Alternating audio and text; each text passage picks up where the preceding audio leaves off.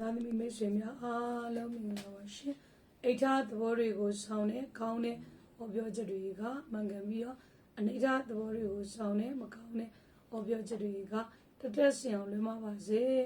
2026ခုနှစ်မတ်လ3ရက်နေ့တနင်္လာသားသမီးများအတွက်တနေ့တာဟောစရန်ဖြစ်ပါတယ်တနင်္လာသားသမီးများအတွက်ဒီနေ့မှာအနောက်အရှက်တွေအပြိုင်ဆိုင်များနဲ့ဂျုံရတဲ့စကားတွေဆွေးနဲ့အခြေဒီအငင်းကုန်တွေပြောဆိုရတဲ့အလုံးမှလည်းမိမိနဲ့အယူအဆိုင်ကွဲလွဲနေပြီးတော့အများနဲ့တယောက်ဆိုသလိုကိုကစန့်ကျင်ဘက်တွေဖြစ်နေတဲ့ကျမ်းမာရေးအနေနဲ့လည်းသတိထားနော်ခေါင်းတစ်ချမ်းကိုက်တဲ့ဝေဒနာမျိုးတွေခံစားရတဲ့အခြေရေးမှလည်းဒီနေ့မှာဝေးလေကောင်းလေဖြစ်နေပြီးတော့အိမ်တော်ကြီးမှာတော့အေးချမ်းတာယာပြီးတော့အဆင်ပြေတယ်နော်အကျိုးပေးတဲ့ကဏ္ဍကတော့3နဲ့ခွန်ဖြစ်ပြီးတော့အကျိုးပေးတဲ့အယောင်မှာအနီရင်းအယောင်ပဲဖြစ်ပါတယ်